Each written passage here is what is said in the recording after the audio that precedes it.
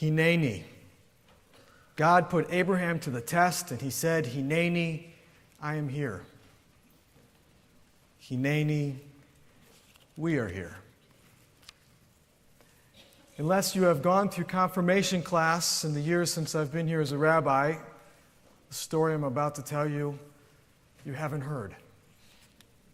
It never seemed relevant until now. It's not a particularly happy story, but it ends okay because I'm standing here now. 17 Rosh Hashanahs ago this morning, I was beginning my second year of rabbinical school, and I was excited to lead Rosh Hashanah services for the first time as a student rabbi at my student pulpit in Mattoon, Illinois. Their synagogue was a home. Literally, it was a house that had been donated by a family who had moved away from the community many years before. The front door opened up into a living room that was now lined with rows of mismatched chairs set up as a sanctuary. And that sanctuary faced a sunroom in the front of the house where the Aron Kodesh, the Ark stood, and where the yahrzeit board was. To the rear was the kitchen, a gathering point like in any congregation. Off to the side was a room set up as a classroom where I would teach the half-dozen student-age members of the congregation on Shabbat afternoons. The 13 families that made up this congregation spanned all ages. And as in any synagogue, there were disagreements. On my first tour of the building, I was shown a large blue neon Star of David that took up the entire front picture window. One member shared with me that she was certain it had been stolen from a kosher deli in New York.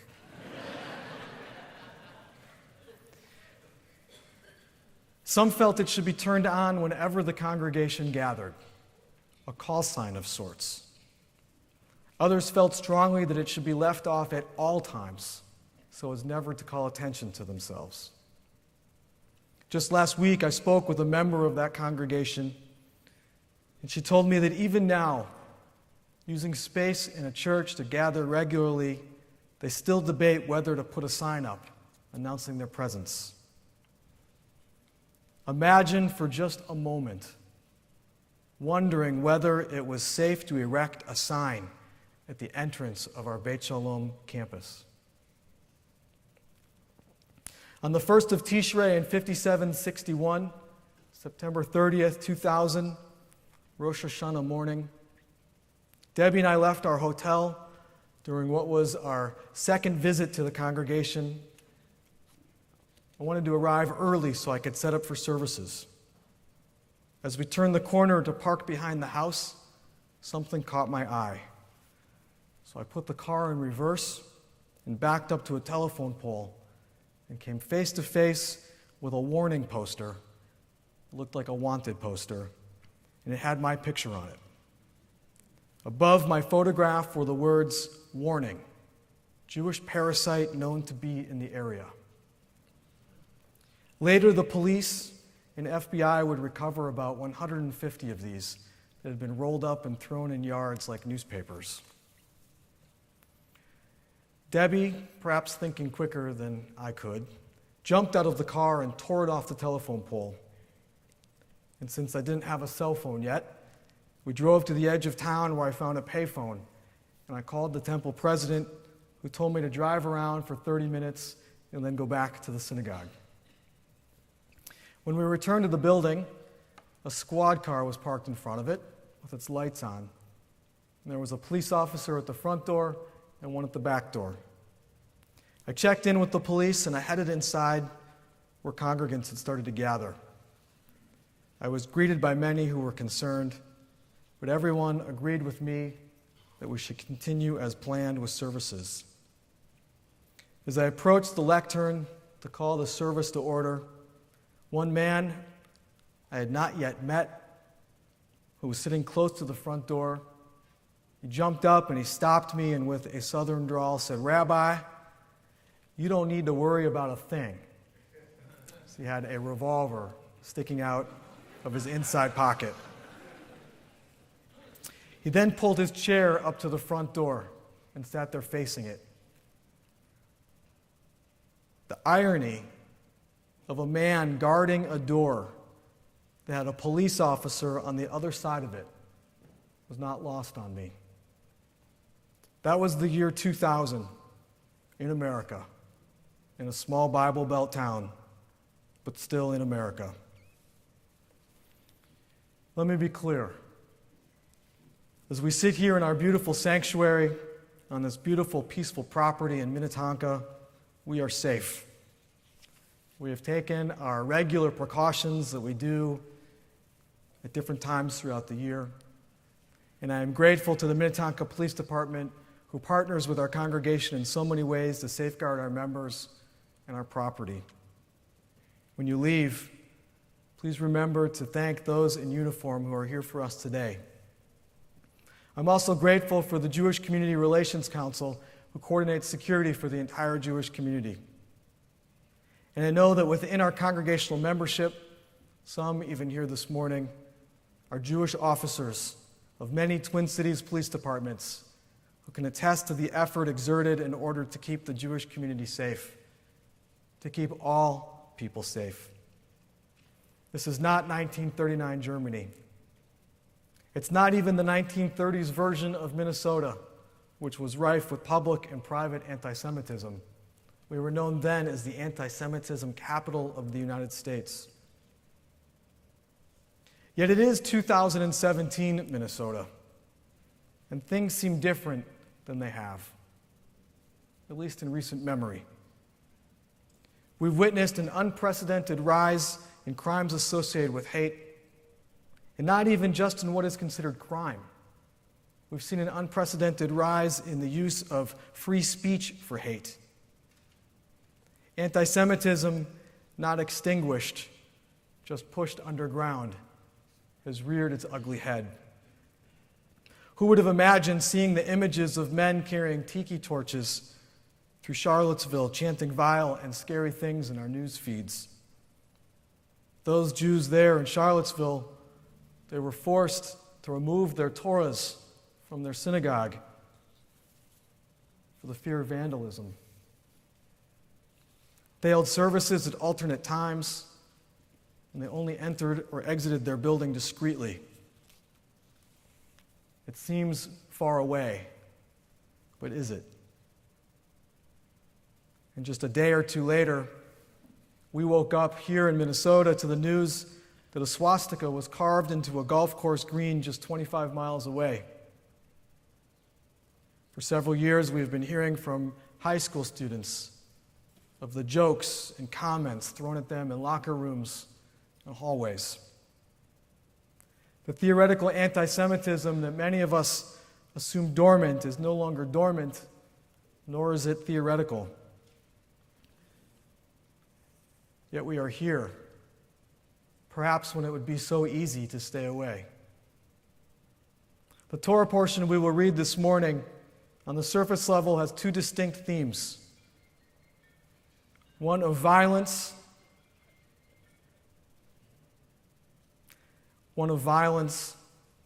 of sacrifice. The other is of being present, of being hineni, of recognizing a call to attention and to higher service, to see the ram caught in the thicket pointing the way forward. I choose hineni. I'm not naive to stand here and tell you that there's nothing to fear. The bar has been lowered. The reasons for that lowering really don't matter. The world around us is more brazen than before. But peering through the thicket, there are surprising acts of kindness to see as well. Last spring, during the time of the JCC bomb threats, there was an outpouring of love and support expressed toward us. Several mosques sent us letters of support. A group of 25 members of the Northwest Islamic Community Center even showed up here on a Shabbat morning, bearing many boxes of sweets from Breadsmith. And just last week, members of a steering committee that I sit on, which brings together the faith community convened by the Minnetonka Police Department, They published a letter of support for the Jewish community during these holy days, and they spoke out against white supremacy and racism. There are plenty of signs that we are part of a larger community who sees hatred for what it is and wants to eradicate it. There is movement. Together, we can take back the tiki torch and use it for light rather than to allow it to increase darkness. And so I believe that we are safe, and I believe that we are supported, and we are here. Hineni. Yet we can't forget that there is something broken in the world. In just a little while, we will hear the 3 different sets of calls of the shofar. One of those is called shvarim. The root letters that make up the word shvarim in Hebrew literally mean broken. How apropos of these times. Let us not forget that the shofar calls us to attention. There is no ambivalence in that sound. It shakes us awake. It can't be that what feels broken is the new normal. We have to be awakened. We can't allow ourselves to just accept that this is the way it's going to be. Pirkei Avot is the section of our Mishnah associated with the teachings of our forebears, the rabbis who lived so long ago, but whose teachings still resonate with us today. Contained within it are the words of the famous Rabbi Hillel, who said, Im ein ani li mili, if I'm not for myself, who will be for me? And he went on to say, when I'm only for myself, what am I? And if not now, then when? Most of us come to services during the high holy days for different reasons. Many of us want to find comfort in and for our human condition. We are human. And it is in being human that we experience suffering. But we also come here for inspiration. May we be inspired so that we can answer the question of if not now, when, with the word hineni. We are here and we are ready to join others in halting senseless hate. Abraham Joshua Heschel, the great rabbi philosopher of the last century, wrote more than 50 years ago, "This is no time for neutrality." He, of course, was reacting to the civil rights era, a time when the fight was about bringing equality for all. Heschel urged a return to tradition, that it was through Judaism that our community would find the inspiration to work at the righting of societal wrongs. A prophet's words stir us in every age because of their timelessness. Heschel could have been writing today, and perhaps he was onto something, that we can find comfort and inspiration in our tradition, the light by which we can be led and by which we can lead. Avinu Malkeinu, however small our deeds, let us see their power to heal.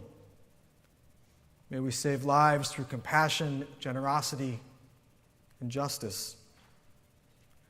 When we humans are at our greatest, we embody these of God's qualities: compassion and justice and generosity.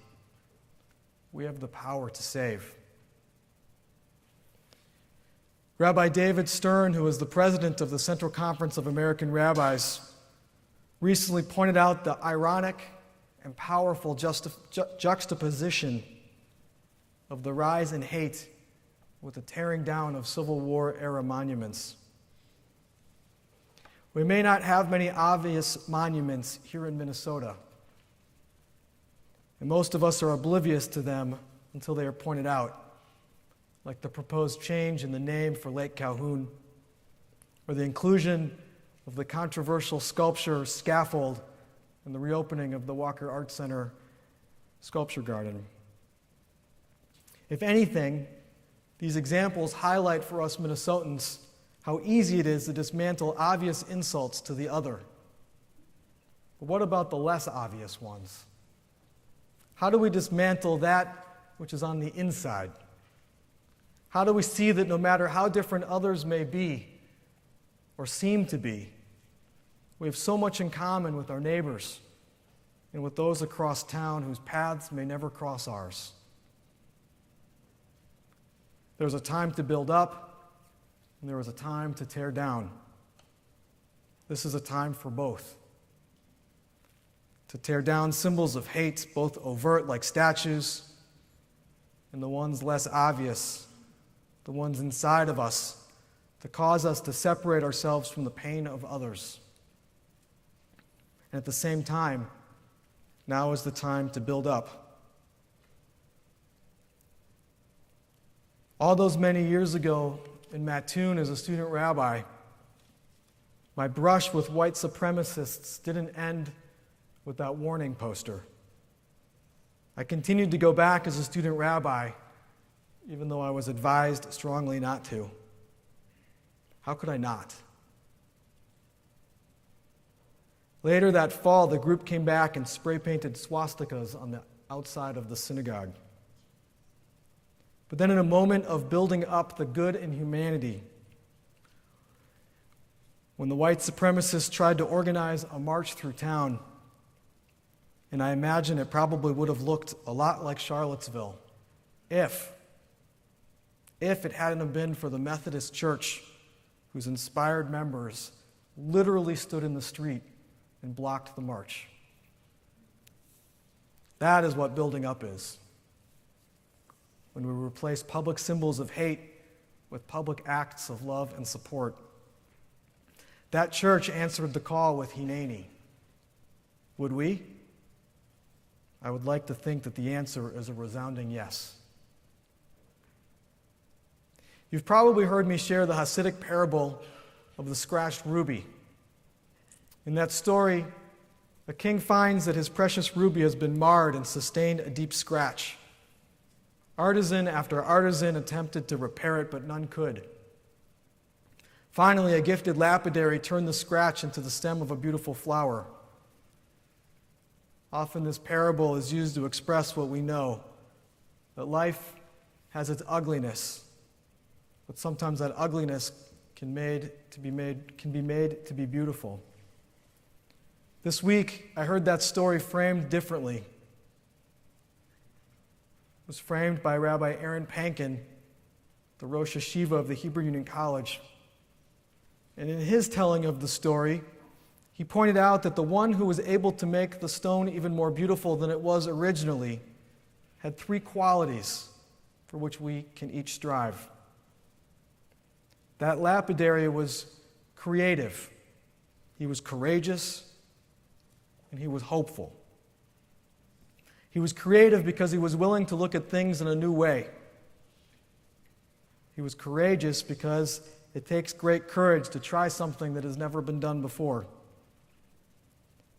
And he was hopeful in his belief that he could make the ruby even better than it had been before.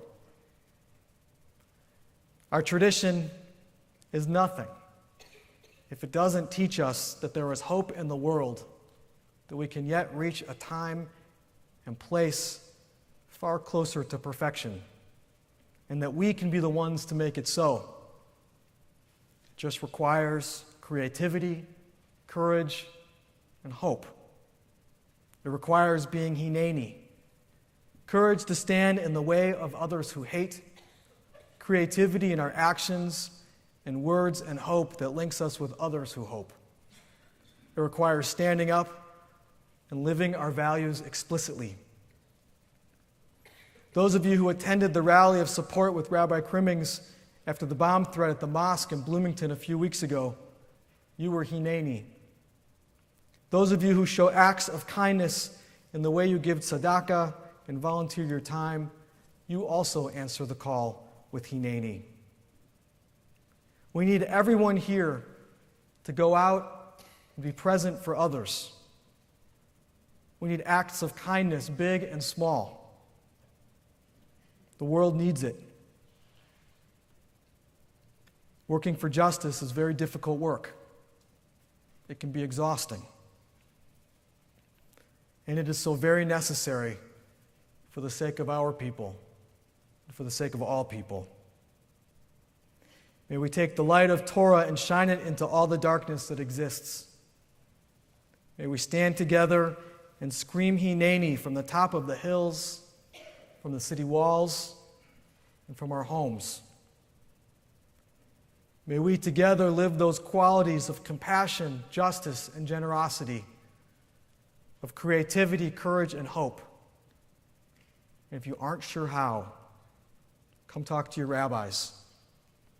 Come talk to your fellow Bet Shalom friends and members who are involved in social action. Because to ask the question how, as long as you know that the time is now, that is Hineni too. May it be a sweet new year. May you already be inscribed in the book of life.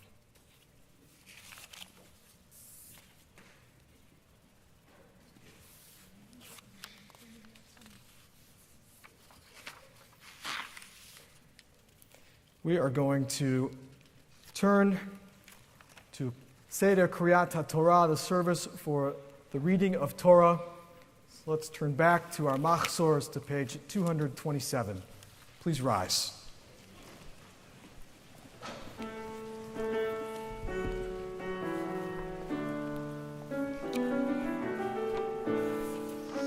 Ein kamocha ba'Elohim Adonai ve'ein kema'asecha